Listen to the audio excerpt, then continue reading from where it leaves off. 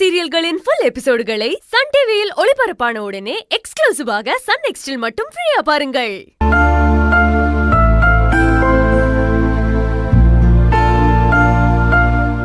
மாமா, அக்கா வந்துருவாங்க. நீங்க அவங்கள நினைச்சு கவலைப்படாதீங்க. ஈஸ்வர் மாமா கண்முழிச்சிட்டாருன்னா எல்லா பிரச்சனையும் சரியாயிடும். ஆமாண்டா தம்பி, பாவம் அவனை அந்த அளவுக்கு சித்திரவதை பண்ணிருக்காங்க. அதனாலதான் அவன் இன்னும் மயக்கத்திலே கிடக்குறான். ஆனா எனக்கு ஒரு சந்தேகம்டா தம்பி, சித்திரவதைய அனுபவிச்ச ஈஸ்வர் தான் மயக்கத்துல கிடக்குறானா, சித்திரவதை செஞ்ச அருவியும் மயக்கத்திலே கிடக்குறாளே, இதுல என்னமோ தப்பா தெரியலையா தம்பி? மா, நீ வாயை வச்சுட்டு கொஞ்சம் சும்மா இருக்கியா? என்ன நடந்ததுன்னு தெரியாம பேசாத. அக்கா, அப்படியெல்லாம் சொல்லாதக்கா. அப்பவே அருவிக்கு ஃபிட்ஸ் வந்து மயக்கம் போட்டு விழுந்திருக்காக்கா. அவளுக்கு எப்பவும் இப்படிலாம் நடந்ததே இல்லை. அவ எப்ப சிவசங்கரி வீட்டுக்கு போனாலோ அப்போல இருந்தே அவளுக்கு டிப்ரெஷன் ஜாஸ்தியா இருக்கு. ஈஸ்வரன பிரச்சனையில சிவசங்கரி அரெஸ்ட் பண்ணாம வீரா அருவி அரெஸ்ட் பண்ணி வச்சிருக்காரு. அந்த பிரஷர் வேற அருவிக்கு இருந்திருக்கு. அதனாலதான் அவ உடம்பே பலவீனமா இருக்கு. அந்த சிவசங்கரி பேச்சை கேட்டு என் பெரியப்பா விஷயத்துல தலையிட வேண்டாம், மறுபடியும் இந்த கேஸை ஓபன் பண்ண வேணாம்னு எவ்வளவோ சொன்னமேக்கா. ஆனா அவ அதெல்லாம் கொஞ்சம் கூட கேட்கவே இல்லை. என் பேச்சையே மதிக்காம இப்ப போய் ஆஸ்பத்திரியில படுத்துட்டு இருக்கா. வயித்துல குழந்தை இருக்கும்போது அவ இப்படி ஹாஸ்பிட்டல் இருக்கிறது எனக்கு ரொம்ப கஷ்டமா இருக்குக்கா. ஏதாவது சொல்லி அருவி மேல இருக்கிற கோவத்தை ஏத்தி விடலான்னு பார்த்தா தம்பி அவன் பொண்டாட்டிய நினைச்சு இப்படி உருகுறானே. சரி, அவன் வழியிலே போய் பார்க்கலாம். ஆமா புகழ், நீ சொல்றதும் உண்மைதான். பாவம் அருவி வாயும் வயிறுமா இருக்கும்போது இவ்ளோ கஷ்டப்படுறாளே. இது எல்லாத்துக்குமே காரணம் அந்த சிவசங்கரி தான். அவதான் அருவி மனச மாத்தி இப்படியெல்லாம் ஆட்டி படைச்சுக்கிட்டு இருக்கா. அவளை நம்ம சும்மா விடக்கூடாது தம்பி. அவளை எப்படியாவது ஈஸ்வர் கேஸ்ல ஜெயிலுக்கு அனுப்பணும். இப்பயே அவளுக்கு போன் பண்ணி என்ன பண்றேன்னு பாரு. வேண்டாம் மாமா, நான் சொல்றதை கேளுங்க. அவங்களுக்கு போன் பண்ணாதீங்க மாமா.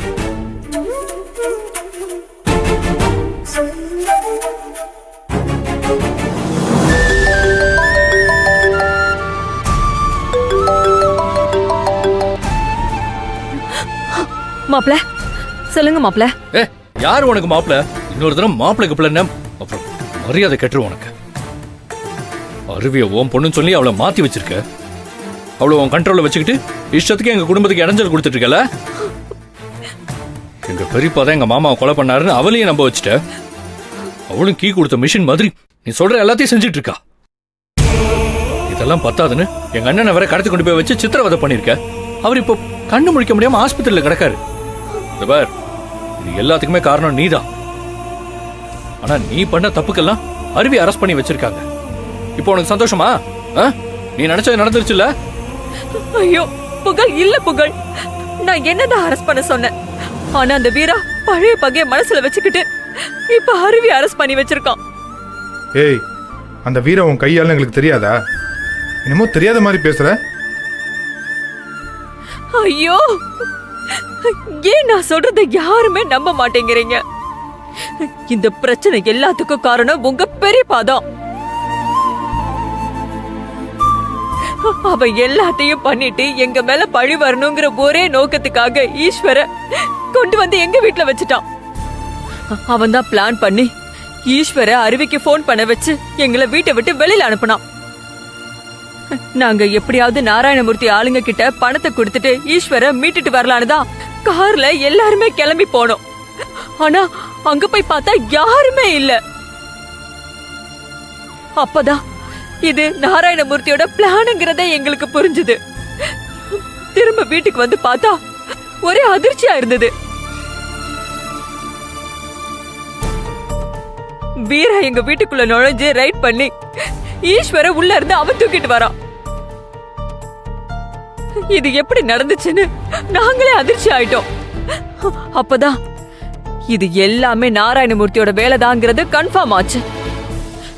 இப்ப கூட வீரா என்ன அரெஸ்ட் பண்றதுக்கு பதிலா பழைய பகைய மனசுல வச்சுக்கிட்டு அருவியை அரெஸ்ட் பண்ணி கொண்டு போய் வச்சிருக்கான்.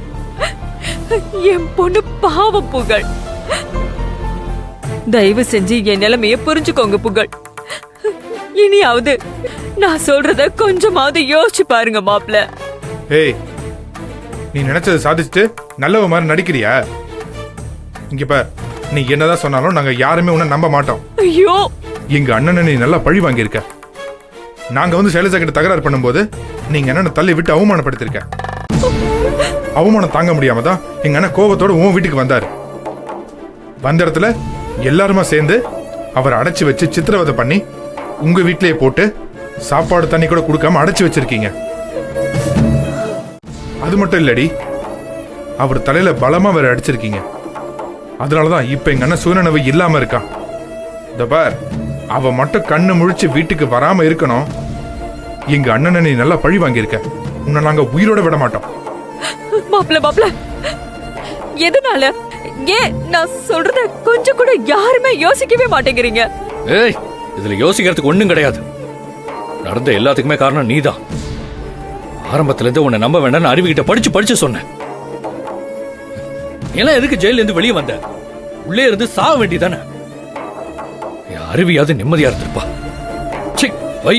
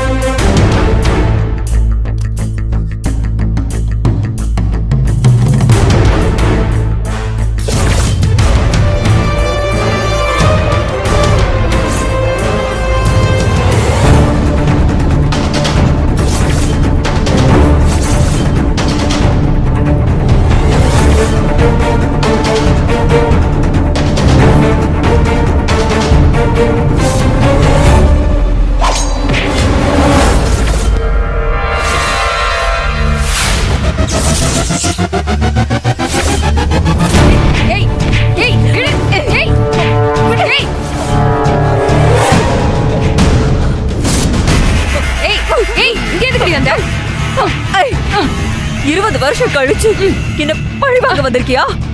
ஈஸ்வர கொன்னுட்டா என் பொண்ணு ஜெயிலுக்கு போயிடுவான்னு அந்த நாராயணமூர்த்தி உன்னை அனுப்பி வச்சிருக்கானா? ஐயோ, விட மாட்டேன். விட மாட்டேன். என்னங்க?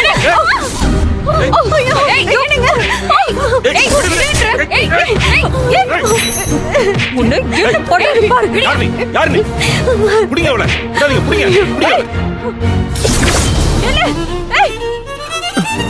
யாரு? என்னாச்சு? பயப்படாதமா, ஒண்ணு இல்ல. சங்கரி, அவ என்னன்னா அவளை பிடிக்க முடிஞ்சுதா? அவ தப்பிச்சுடா லட்சுமி.